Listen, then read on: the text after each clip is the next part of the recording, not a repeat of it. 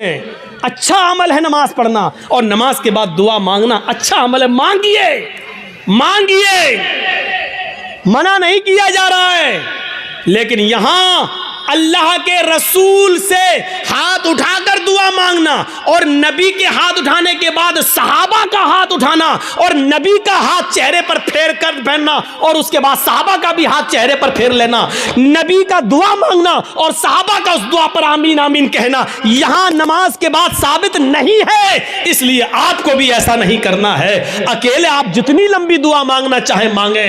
आपकी बेटी बड़ी है, शादी के रिश्ते आते टूट जाते हैं, नमाज के बाद दुआ मांगिए, अल्लाह मेरी बेटी को कोई दीनदार रिश्ता अता फरमा दे। आपकी रोजी रोटी में बरकत नहीं, अल्लाह मुझे मेरी रोजी रोटी में बरकत दे। आपको जितनी दुआ मांगना मांगो, ये 2 मिनट वाली दुआ को रस्म मत बनाओ मेरे भाइयों। इमाम साहब ने कहा अस्सलाम वालेकुम रहमतुल्लाह, अस्सलाम वालेकुम रहमतुल्लाह, अल्लाहुम्मा आमीन आमीन, पीछे कर आमीन आमीन आमीन आमीन। अबे ये कौन सी दुआ है? और 2 मिनट में ला इलाहा इल्लल्लाह मुहम्मदुर रसूलुल्लाह, 2 मिनट में तेरी भी ज़रूरत पूरी हो गई, 2 मिनट में उसकी भी हो गई। वहाँ इमाम कह रहा अल्लाह मेरी रोज़ी रोटी में बरकत दे, आप कह रहे हैं आमीन। अरे फ़ायदा तो इमाम का हो रहा, आपका क्या हो रहा है मुझे बताओ? वो इमाम तो अपनी दुआ कर रहा है?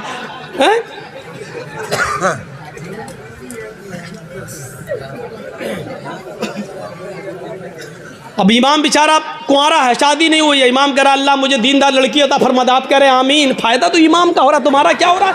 अरे इमाम अपनी दुआ मांगे, तुम अपनी दुआ मांगो यार। इमाम की अपनी ज़रूरतें हैं, तुम्हारी अपनी ज़रूरतें हैं।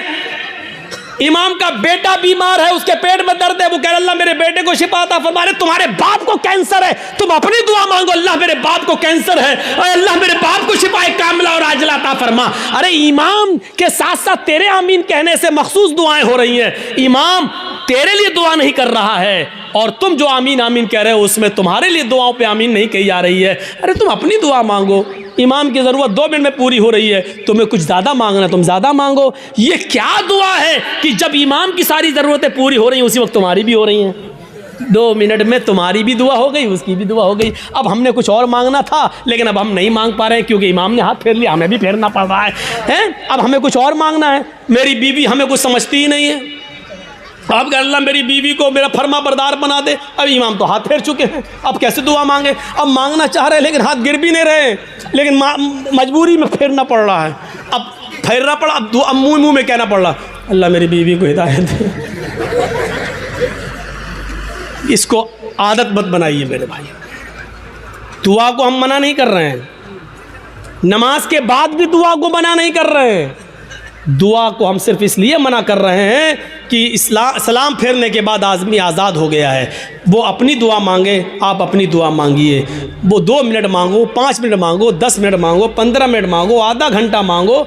और दुआ तो मेरे भाइयों मजमे में सही बताऊं तो दुआ का हक़ अदा ही नहीं होता है। दुआ का हक़ अदा तो तन्हाई में होता है, जब कोई ना देख रहा हो, 2 रकात नमाज पढ़ के अपने आप को सबसे छिपा कर रो रो कर आँखों से आंसू बहा बहा कर दुआ की जाए, तब दुआ का मज़ा कुछ और है मेरे भाइयों। ये दुआ का मजाक है। अल्लाह गांव में बहुत ज़्यादा लफड़ा, अल्लाह मेरे गांव में बरकत दे, अल्लाह मेरे चौधरी को समझा दे, अल्लाह मेरे ये आमीन आमीन मोहम्मद रसूलुल्लाह। ये दुआ का मजाक है यार, मत बनाओ मजाक। इतना मजाक दुआ का कभी नहीं बनाया गया जितना हम दुआ का मजाक बना रहे हैं। हाथ उठाकर भी मांग सकते हो लेकिन अकेले तन्हा। कब्रिस्तान में दुआ मांगने का हुक्म है और हर शख्स को दुआ मांगना चाहिए, लेकिन वहाँ हाथ उठाना साबित नहीं है। वहाँ सिर्फ हुक्म है इस्तगफिरू लिअखीकुम, अपने भाई के लिए दुआ करो, सिर्फ दुआ है। अगर हाथ उठाना होता तो अल्लाह के नबी कहते अपने भाई के लिए दोनों हाथ उठाकर दुआ करो। और यह आता कि अल्लाह के रसूल ने फला फला के दफनाने के बाद आपने दोनों हाथ उठाकर दुआ की है, आता हदीस में, लेकिन हदीस की किसी किताब में नहीं आया। अल्लाह के रसूल ने किसी भी सहाबी को दफन करने के के बाद अपने हाथों को उठाकर दुआ की हो। कहीं नहीं आता है। हाँ, ये आया कि अल्लाह के रसूल ने कब्र में सहाबी को दफन करने के बाद सहाबा से फरमाया इस्तगफिरू लिअखीकुम, अपने भाई के लिए दुआ करो। आप चाहते तो कह सकते थे मैं दुआ कर रहा हूँ, आप लोग आमीन आमीन बोलो। अल्लाह जिसका इंतकाल हुआ उसके रूह को आला इल्लीन के अंदर जगह अता फरमा, अल्लाह उसके पसमानदगान को सब्र जमील अता फरमा। आप चाहते तो कब्रिस्तान में सब दुआ कर सकते थे, लेकिन आपने न की ऐसे और न लोगों ने आमीन कहा, बल्कि आपने सबको हुक्म दिया कि तुम अपने भाई के लिए दुआ करो। यानी तुम अपनी दुआ करो, हम अपनी दुआ कर रहे हैं। दुआ सब करें लेकिन अलग अलग करें, और हाथ उठाना यहां साबित नहीं है, इसलिए हाथ ना उठाया जाए। सीधी सी बात है। अब फिर हुक्म यह है कि आप किसी भी मैयत के लिए कभी भी किसी भी वक्त दुआ कर सकते हैं, लेकिन चंद लोगों को इकट्ठा करके मैयत के घर जाकर उसको सब्र की तलकीन करने के बाद, भोज वोज खाने के बाद या दुआ करने के बाद भोज खिलाया जाता है। मुझे नहीं मालूम आपके यहाँ क्या होता है। और वहाँ घर पे जाने के बाद फिर इमाम साहब दुआ करते हैं और उस घर के सब लोग आमीन आमीन कहते हैं। मेरे भाइयों, बिदात है, बिदात है, बिदात है। इस बुरी रस्म को बंद करिए, इस नौटंकी को बंद कीजिए। मैं इसको नौटंकी कहता हूँ। इस नौटंकी को बंद कीजिए, दुआ आप कीजिए। अरे बीवी अगर शौहर मर गया है तो बीवी शौहर के लिए दुआ करे, बाप मर गया तो बेटा शौहर अपने बाप के लिए दुआ करे। अरे सदका जारिया सबसे बेहतर यही है कि बेटा अपने बाप को अपनी दुआओं में याद रखे, कुछ दुआएं अपने लिए मांगे, फिर कहे अल्लाह मेरे वालिद को की कब्र को नूर से भर दे, अल्लाह मेरे वालिद की मग़फ़िरत फरमा, अल्लाह मेरे माँ बाप के गुनाह को की बख्शिश फरमा, अल्लाह उनकी लग़्ज़िशों को माफ़ फरमा दे, अल्लाह तो उनको जन्नतुल फिरदौस में जगह अता फरमा। ये है दुआ। बीवी शौहर के लिए दुआ करे, बेटा बाप के लिए करे, बाप बेटे के लिए करे, भाई बहन के लिए करे, बहन भाई के लिए करे। किसने मना किया है? आप जा रहे हैं कब्रिस्तान, जाइए, रोज जाकर दुआ करिए, कौन मना कर रहा है? हफ्ते में एक दिन जाकर दुआ कीजिए, कौन मना कर रहा है? महीने में एक दिन जाइए और अपने बाप के लिए हाथ उठाकर नहीं, हाथ छोड़कर कब्र पर खड़े होकर कब्र के पास दुआ मांगी, कौन रोकता है? नहीं।